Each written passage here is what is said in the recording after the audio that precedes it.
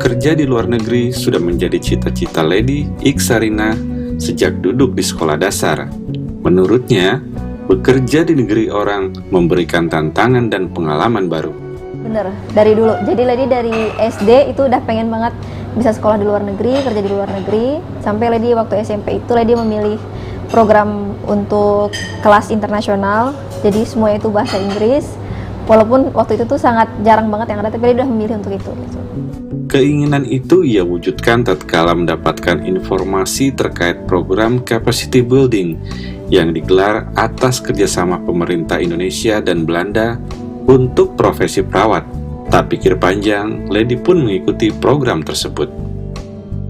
Jadi saya ke Belanda itu ngikut program capacity building kerjasama antara Belanda dan Kemenkes Indonesia. Itu khusus perawat. Nah, jadi kami di sini selain bekerja, kami juga di sini sekolah lagi. Saya di sini ngambil program HBO itu untuk bachelornya. Sebenarnya saya di Indo itu udah bachelor, cuman karena di sini ada satu dan lain hal, jadi saya harus menyesuaikan bachelor di sini dengan di sana.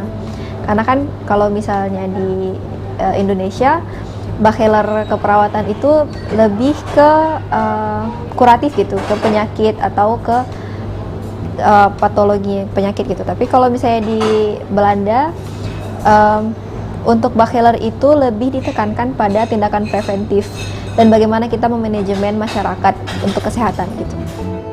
Lady memilih Belanda bukan tanpa alasan. Belanda adalah salah satu negara dengan sistem kesehatan terbaik di dunia.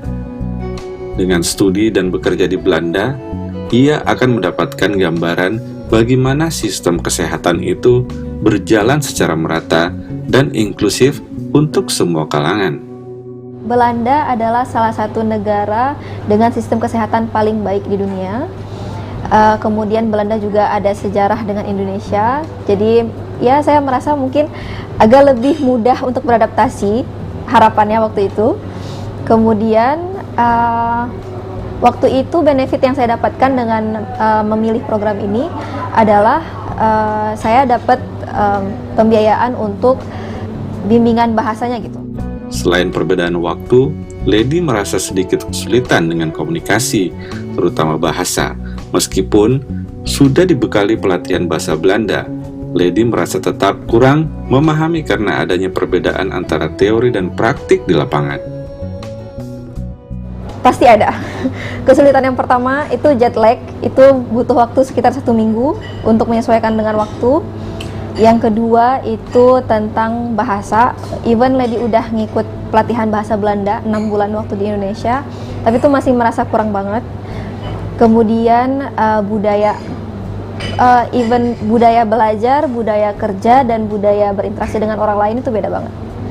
Di sini Lady belajar gimana yang namanya belajar aktif, proaktif, inisiatif, terus budaya kerjanya, budaya kita melindungi sesama kolega, terus profesional, bagaimana kita menempatkan diri kita dengan orang lain, dan bagaimana kita stand juga untuk diri kita sendiri gitu.